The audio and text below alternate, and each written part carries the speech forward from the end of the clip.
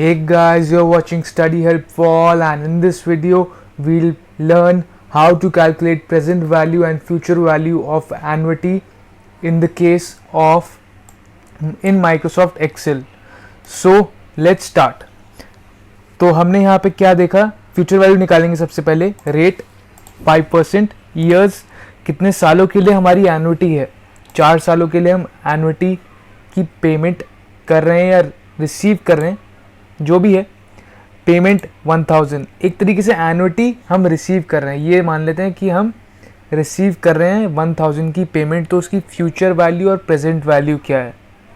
आप मान लीजिए कि आप हैं एक बैंक, ठीक, और आप रिसीव कर रहे हैं एक एनुइटी किसी कस्टमर से रेगुलरली 1000 रुपये की 4 साल के लिए 5% के रेट पे।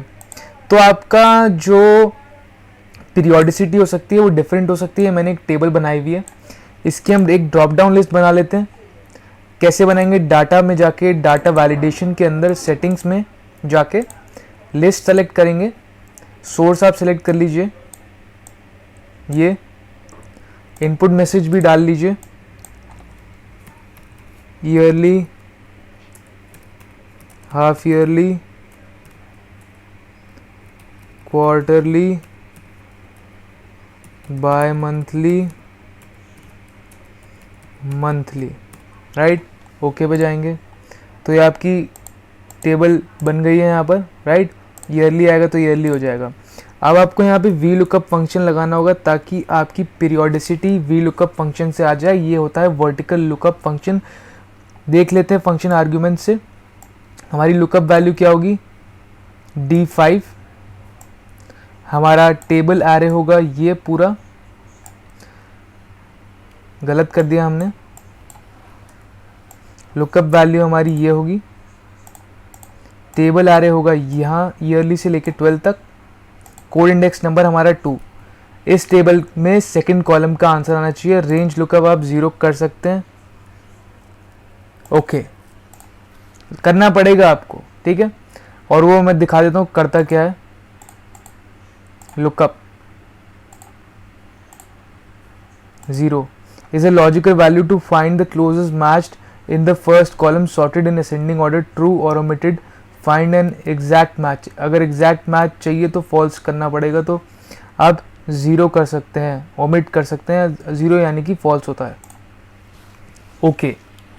तो आपके आंसर्स आ जाएंगे, हाफ ईयरली, क्वार्टरली का 4 सब आ रहे हैं। अब हमें बस FV का फंक्शन यूज़ करना है। FV का फंक्शन ये देख रहे होंगे, FV is equal to bracket open rate, NPR, PMT, PV type, ये सब यूज़ करते हैं। NPR यहाँ पर नंबर ऑफ पीरियड होता है, नंबर ऑफ पीरियड यानी कि ईयर्स इनटू योर पीरियोडिसिटी। यहाँ पे मैं पीरियोडिसिटी लिख देता हूँ, ठीक।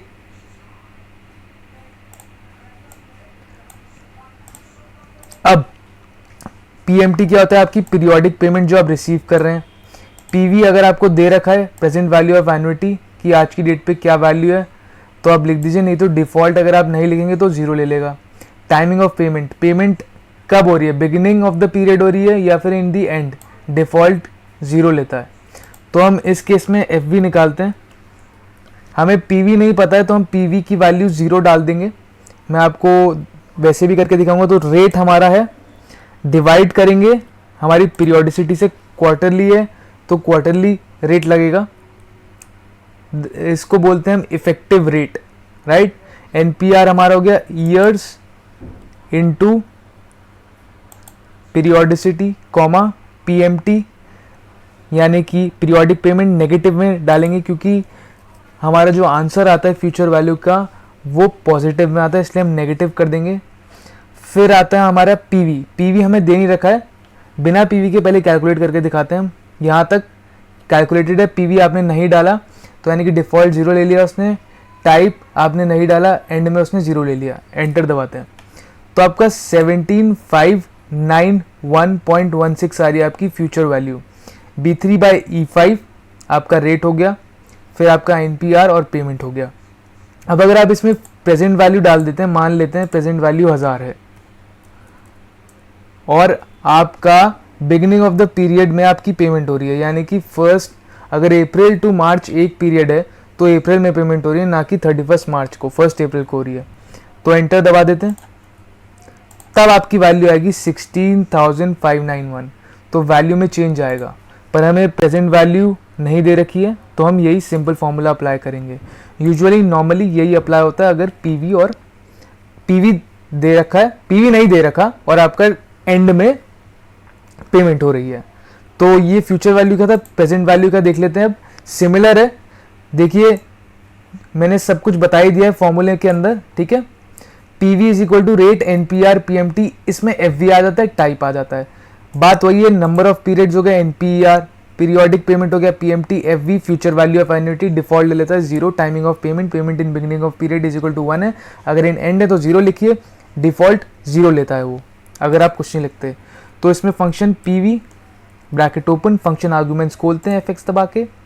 रेट हमारा क्या है 5% divided by the periodicity, NPR क्या है हमारा ईयर्स इनटू मंथली यानी कि 12 जो है। पीएमटी हमारा नेगेटिव होगा यहाँ पर, क्योंकि वो वैल्यू हमें क्या देता है, नेगेटिव देता है, तो उसे पॉजिटिव करने के लिए आप या तो पीएमटी को नेगेटिव कर सकते हैं या आप मल्टीप्लाई कर सकते हैं -1 से।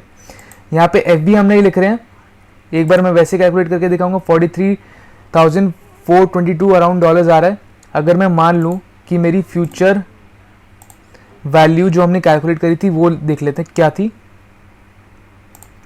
क्वार्टरली में थी, कितनी थी 17591, 17591, और हम मान लेते हैं कि 0 पीरियड है हमारा, यानी कि क्या है, ओके वो मैंने डबल ब्रैकेट लगा दिया था इसलिए कुछ गड़बड़ आ रही थी। तो हमने क्या अज्यूम करा है कि प्रेजेंट वैल्यू इतनी है और 0 क्या है हमारा डिफॉल्ट, यानी कि इन एंड पेमेंट हो रही है। तो आंसर क्या आ रहा है 29,000। और अगर हम बिना उसके करें प्रेजेंट वैल्यू डालें तो क्या आएगा देखें। ये तो मंथली है, इसको क्वार्टरली पे बदलना पड़ेगा, पहले इसको क्वार्टरली कर देते हैं। ओह हमारी प्रेजेंट वैल्यू 0 आ रही है, देख रहे हैं आप कितना एक्यूरेट बता रहा है ये। अगर आपकी फ्यूचर वाली 17,591.16 है, यहां पर हमने पीवी कितना लिया था, यहां पर अब पीवी ले लेते हैं हम, फॉर एग्जाम्पल 1000, ठीक है। ये देखिए आपने 1000 लिया तो आपका पीवी कितना आना चाहिए, 1000 आना चाहिए, एंटर। 16,371.27 पूरा हम डायरेक्टली कॉपी करेंगे, यहां पर क्या था 16,371.27, 371.27। देखते हैं कि हमारी प्रेजेंट वैल्यू क्या आती है।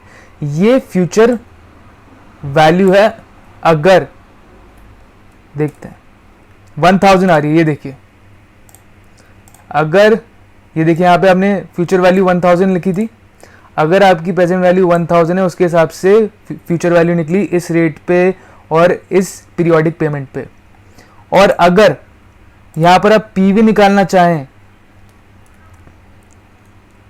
ठीक है, तो आप निकाल सकते हैं। कैसी क्या वैल्यू थी 16,371.27 और हम मान रहे हैं कि 0 है, एंड में हुआ है पेमेंट, ब्रैकेट क्लोज। क्या कर दिया है मैंने, कुछ गड़बड़। ये पीवी हमने 1000 डाला था, हमें पीवी 1000 लाना है। यहाँ पर पीवी के फंक्शन में यहाँ पर 371.27 डालना है, $1000 आ गया, ठीक है। तो आपको कंसेप्ट समझ आ गया होगा कि पीवी और एफवी को कैसे यूज करना है, जो हमारा पेमेंट वाले सेक्शन के बाद आता है, और टाइप का भी आपको समझ आ गया होगा। तो ये था कि आप कैसे present value and future value of annuity calculate करेंगे। इसमें एक एग्जांपल लिया था हमने, क्या लिया था कि आप बैंक हैं और आप एक एन्युटी फ्रॉम योर कस्टमर आप रिसीव कर रहे हैं, उसकी कैलकुलेशन करी हमने। Thank you for watching this video. Like this video, share it among your friends, do drop down some suggestions and your feedback in the comment section below, and do subscribe to our channel if you are a new viewer for future updates and notifications. Also, you can press the notification bell, and please like our Facebook page, which is with the name Study Help for All itself. Thank you very much.